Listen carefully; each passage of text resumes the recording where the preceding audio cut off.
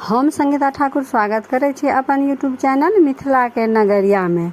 आइ के एहि वीडियो में मधुश्रावणी के 7म दिनक कथा सुनाब। चैनल पर नया छी तो चैनल के सब्सक्राइब जरूर कर लेब आ नोटिफिकेशन से ऑन कर लेब ताकि हम कोनो नया वीडियो डालब तो सबसे पहले पहुंचत अहाँ तक।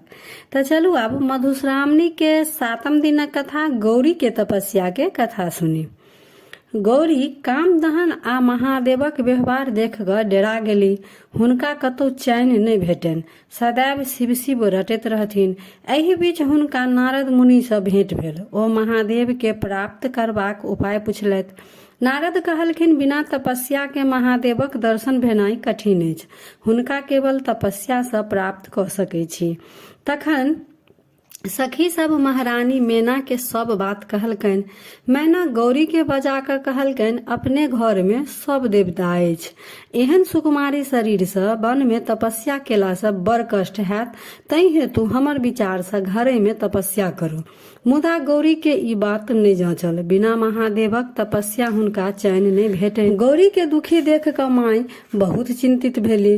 अंत में जंगल जाय के तपस्या करबाक आज्ञा दऽ देलनि। गौरी माय बाप के प्रणाम कऽ सखी सबके संग विदा भेली बन कऽ।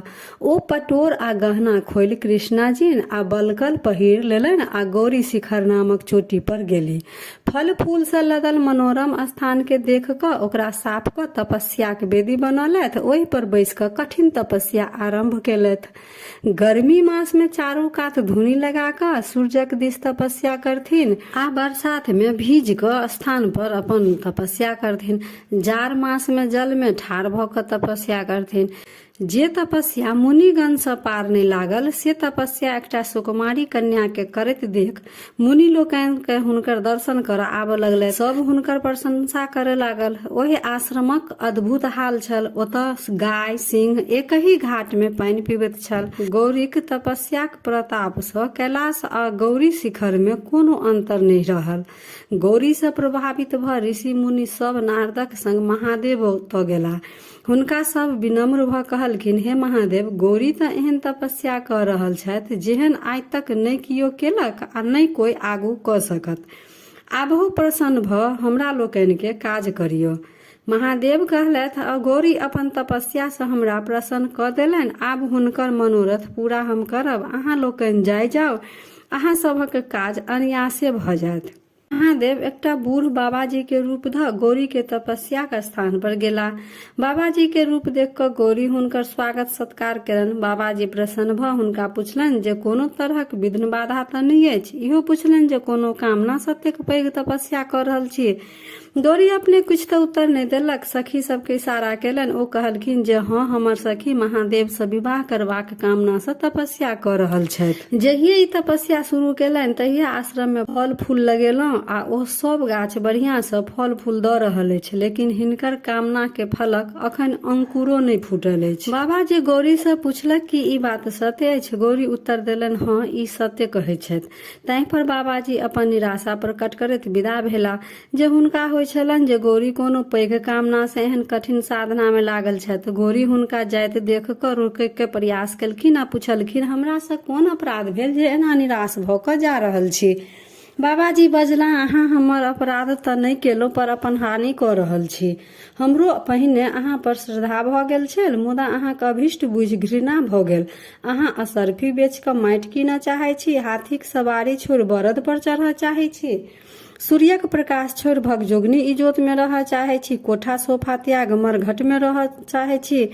कतऽ सर्व संपन्न इंद्रानी देवता आ कतऽ भिखमंगा देवता। अहाँ सन सुकुमारी आ परम सुंदरी के ओहि बूढ़ भिखमंगा महादेव जोड़ी केहन लागत।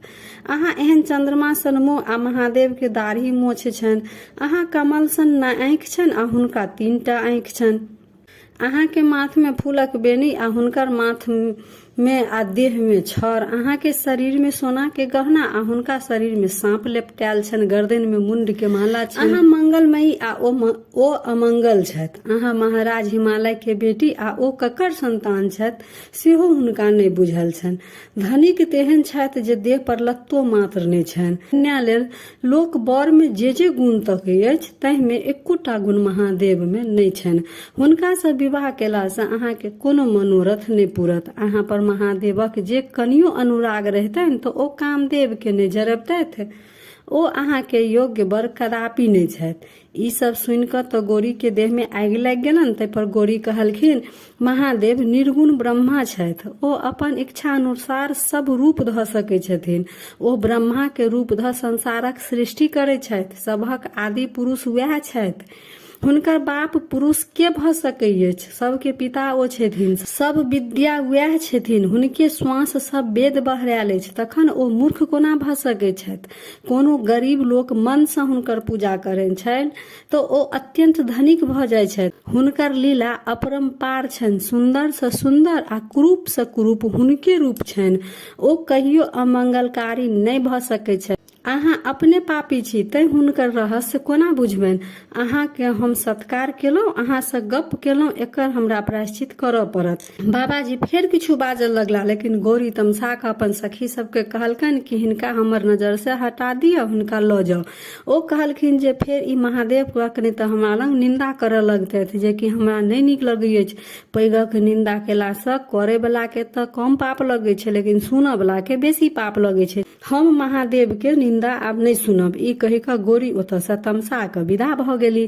बाबाजी तुरंत महादेवक रूप धऽ ठाढ़ भऽ कऽ गौरी के बाट रोकि लेलकनि आ कहलक हम अहाँके तपस्या